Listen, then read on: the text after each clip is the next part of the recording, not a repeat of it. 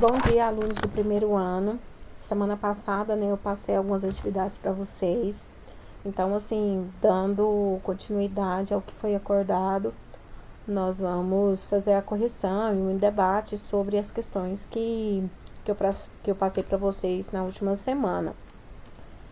Bom, então vamos lá, né?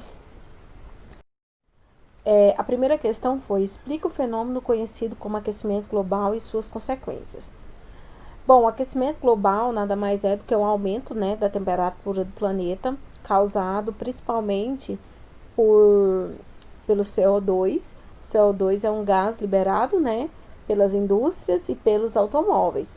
E esse gás, ele faz com que haja um aumento na temperatura do planeta. E esse aumento na temperatura gera várias consequências: derretimento das calotas polares, aumento do nível dos oceanos, aumento da quantidade de furacões, intensificação desses furacões, ou seja, os furacões e os tufões, eles passam a ser mais fortes, né? E vários outros problemas, ok? Agora nós vamos para a segunda questão. Se vocês quiserem também, gente, vocês podem ficar sempre dando uma olhadinha no que eu coloco aqui para vocês. Sempre tem, né, uma ajuda para vocês responderem, porque, como vocês sabem, vocês também vão ser avaliados, né? E o que eu colocar na avaliação de vocês é o que eu estou passando durante as aulas. Eu não vou colocar nada além disso. Então, é sempre importante ter o arquivo da aula, né, para você sempre estar dando uma olhadinha e sanar possíveis dúvidas. Semana que vem já vai ser outro conteúdo, né? Semana que vem não, essa semana, né? No horário, se eu não estiver enganada, quinta-feira, nós iremos ter outra aula. E aí nós vamos começar um outro conteúdo. Então, nós vamos ter 2 conteúdos na avaliação de vocês, ok? Segunda pergunta: como a urbanização influencia no fenômeno climático conhecido como ilha de calor? Por que a urbanização influencia no clima?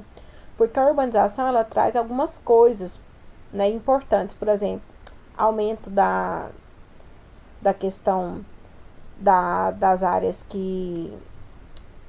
Aumento da questão, por exemplo, a urbanização faz com que haja mais bairros, né? Então, há mais cimentação, há mais asfalto, diminuição da vegetação. E isso tudo contribui para o aumento de temperatura na cidade. Na verdade, a ilha do calor significa que quanto maior for a cidade, né, ela vai ter uma temperatura maior em relação às áreas periféricas, em relação à zona rural do município. Então, por exemplo, aqui em Goiânia é comprovadamente que é 2 graus mais quentes do que a área rural, né, de Goiânia. Então,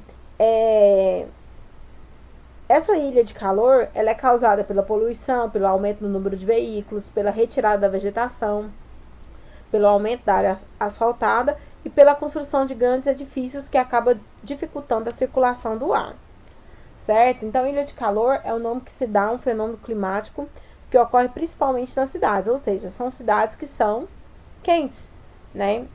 Nessas cidades, olha lá para você ver o desenho, é como se ela estivesse dentro de uma estufa. Nessas cidades, a temperatura média costuma ser mais elevada do que nas regiões rurais próximas. E também você pode fazer uma comparação entre bairros centrais e bairros periféricos. Por exemplo, se você pega o bairro de Campinas, meio-dia, e você mede, por exemplo, o Dona Iris, meio-dia, você vai ver que Campinas está mais quente que o Dona Iris, por mais que esteja dentro da cidade. Por quê? Porque em Campinas tem mais área asfaltada, tem mais carro, tem mais prédio, tem mais casa do que no bairro Dona Iris. E se tiver uma área verde, e aí contribui ainda mais para a temperatura ser menor. Por quê? Porque normalmente dentro, né, desses grandes bairros, né, centrais da cidade, tem poucas áreas verdes. Isso quer dizer que nas cidades, especialmente nas grandes, a temperatura é superior à da área periférica. Isso que é ilha de calor. O que é ilha de calor? A cidade, ela tem uma temperatura maior do que as áreas periféricas, ok? Vamos para a terceira questão. Quais as consequências da destruição da camada de ozônio? A camada de ozônio ela é destruída pelo uso dos CFCs, nada tem a ver com aquecimento global. CFCs é um tipo de gás utilizado antigamente nos motores de geladeira e até hoje ainda é utilizado nos sprays. Então, quando você utiliza esses CFCs, clorofluorcarbonos, eles entram em reação, né, com o CO2, com o O2, quer dizer, oxigênio, e acaba destruindo a camada de ozônio.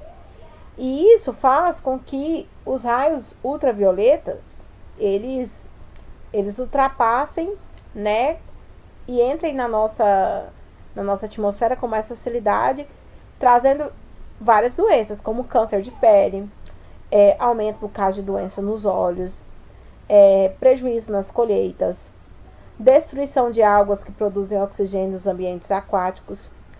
Bom, alguns cientistas falam que houve uma redução no buraco da camada de ozônio, porque esse buraco também ele é maior nos polos, né, no Polo Norte e no Polo Sul. E houve uma redução, né, do tamanho, ou seja, ele está diminuindo. Por quê? Porque hoje a humanidade está mais consciente e criou vários mecanismos, soluções tecnológicas, né? Por exemplo, as geladeiras hoje eles têm uma outra tecnologia, não utiliza mais CFCs, o que contribui muito para essa diminuição do buraco da camada de ozônio. Então, meninos, até a próxima aula. Não se esqueça que na próxima aula nós iremos falar sobre um outro conteúdo, tá bom? Tchauzinho.